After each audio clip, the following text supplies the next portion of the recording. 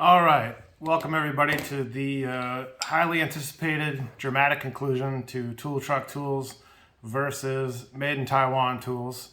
When I last left off, I was making the extremely salient point that while the margin and quality has narrowed over the years, the margin and price has not. Speaking quality-wise, I don't think anybody would argue that the gear wrench is better than the Snap-on. If you do, you probably bumped your head and should seek medical attention. The guys making those sort of arguments, I don't even believe it themselves, really. I think if they hit the lottery for $100 million, they wouldn't rush right down to Lowe's to buy a Craftsman box. I'm sure they would call their Snap-on rep and tell them to park his truck in their driveway and leave the keys. So those are nonsense arguments, in my estimation anyways.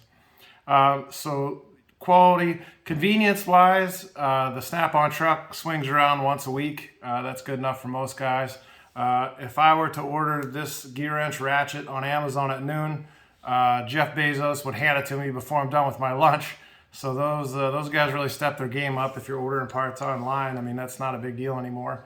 The animosity between the two camps, usually, the perception is that the Snap-on guys are looking down at the Harbor Freight guys, and that the Harbor Freight guys feel like maybe they're doing more with less, and that the tool truck guys are compensating for their mechanical ineptitude by buying every little thing.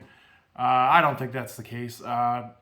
Tool truck tools have their place. If you're using something day in, day out, it's a must for the most part. With the Made in Taiwan stuff, I think it represents a huge value for the price point. And gear wrench, Icon, Craftsman now, Sunex sockets. I've got a whole bunch of Sunex sockets. I got a comment in the last video from Adam Pasture, who's up in the Great White North, that Maximum that's sold at Canadian Tire is a really good value, and I trust him unequivocally. So really, there's no right or wrong, and I think that most veteran mechanics that have been at it for a long time, if you looked in their box, it'd be a pretty eclectic mix of both. There's people that are strongly opinionated, but that's what makes the world go around. So that was my take on everything. So if you have your favorite brand, why not leave a comment? Tell us why it's your favorite, and happy wrenching.